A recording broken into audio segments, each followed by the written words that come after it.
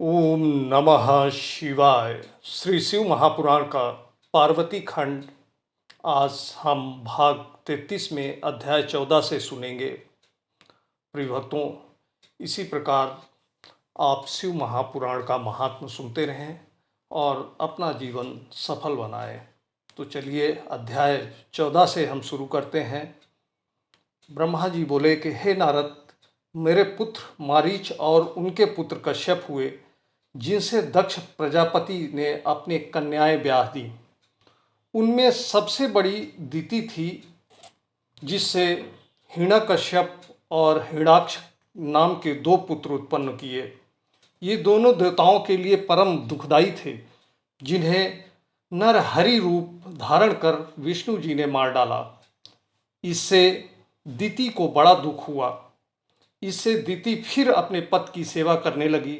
उन्होंने प्रसन्न हो अपनी पत्नी दिति को तप करने की विधि बतला ब्रह्मा जी की प्रसन्नता के लिए 10,000 वर्ष का तप कराया।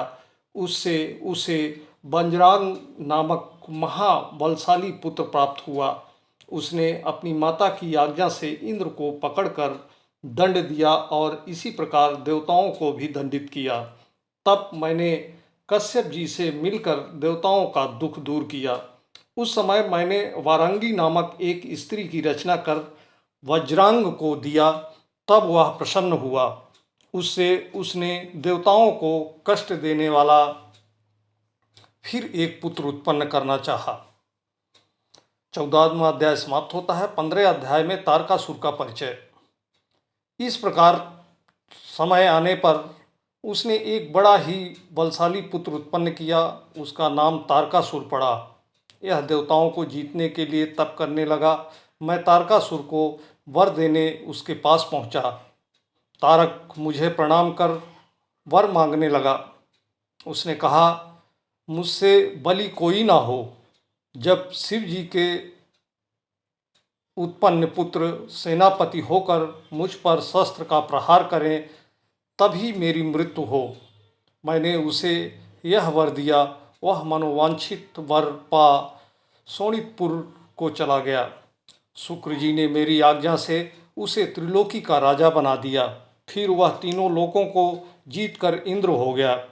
देवताओं को उनके स्थान से निकाल वहाँ दैत्यों को बसा दिया। हे नारद, तब देवता इंद्र को अग्रणी बना विहल हो मेरे पास आए। 16वां अध्याय में तारकासुर के वध के लिए देवताओं का ब्रह्मा जी से परामर्श। हे नारद, जब सब देवताओं ने आकर मेरी स्तुति की तो मैंने प्रसन्न हो बोला, हे देवताओं, तुम्हारा स्वागत है। कहो तुम लोग किस लिए आए हो। तब तारकासुर से भयभीत देवताओं ने अपना वह सब दुख कहा, जिससे वह त्रिलोक को पीड़ित कर रहा था।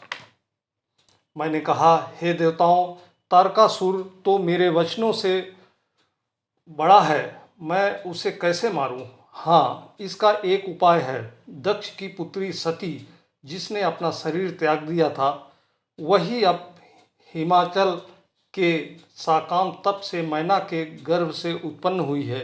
यदि शिव जी उनको ग्रहण कर लें तो फिर उसी से उदरभरिता शिव जी द्वारा एक महाबलशाली पुत्र उत्पन्न कराकर अपना यह कार्य साधन करो। तब तक मैं उस दैत्य के स्थान पर जाकर उसको इस बुरे हट से निवृत्त कराता हूँ। हे नारद, देवताओं से ऐसा कहकर मैं तारकासुर के पास गया और उससे पृथ्वी पर जाकर राज्य करने को कहा। वह मेरी बात मान स्वर्ग को छोड़ पृथ्वी पर चला गया। इस प्रकार से 16वां अध्याय समाप्त होता है। 17वें अध्याय में कामदेव जी का शिव जी के पास जाना। देवताओं से परामर्श कर इंद्र ने रथ सहित कामदेव को बुलाकर उसकी बहुत सी प्रशंसा की और तारकासुर से उत्पन्न अपना दुख कहकर सहायता मांगी। इंद्र ने कहा, तारकासुर को मारने के लिए शंकर जी से उत्पन्न पुत्र चाहिए।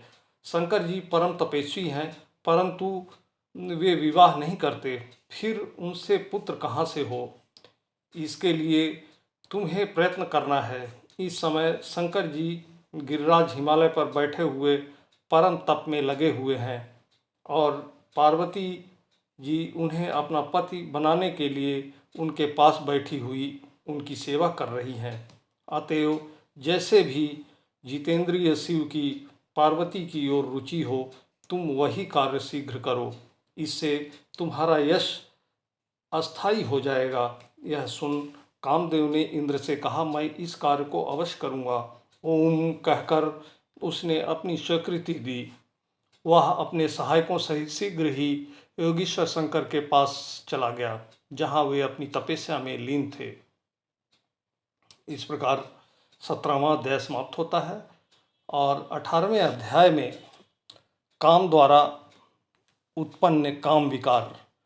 वहाँ पहुंचकर अभिमानी कामदेव वसंत को साथ लिए शिव सम्मोहन का विस्तार करने लगा। रति सहित कामदेव अग्निवाण चराकर शिव के वाम भाग में जा बैठा। श्रृंगार भी अपने गणों सहित शिव जी के समीप स्थित हुआ। मनोज होते हुए भी कामदेव शिव जी के बाहर भी उनका कोई छिद्र देखने के लिए खड़ा रहा, परंतु उनमें ऐसा कोई भी दोष ना पाया जिससे वह उनमें प्रवेश करता। इसी समय पार्वती जी बहुत से फल लेकर शंकर जी के पूजा करने आई। उनके रूप सौंदर्य का वर्णन नहीं हो सकता। पार्वती जी के पहुँचते ही शंकर जी ने क्षण भर के लिए अपना ध्यान त्याग दिया और एक क्षण के लिए वह स्थित हो गए। इस छिद्र को पाकर कामदेव ने उन पर अपने बाण चला उन्हें प्रसन्न करना आरंभ किया। उनकी सुगंधि भी शंकर जी को लगी। उस समय पार्वती जी उनकी पूजा कर रही थीं और जब पूजन कर उन्होंने उनका दर्शन किया तो शंकर जी ने भी उनकी ओर देखा। तब स्त्री स्वभाव से अथवा लज्जा से उन्होंने अपने अंगों को संकुचित कर लिया। तब पार्वती जी की ऐसी चेष्टा देख शंकर जी मोहित हो गए, परंतु ज्यों ही उन्हें चेतना आई वे अपने पर पश्चाताप करने लगे। उन्होंने कहा, क्या मुझ ईश्वर को भी काम विकृत करेगा?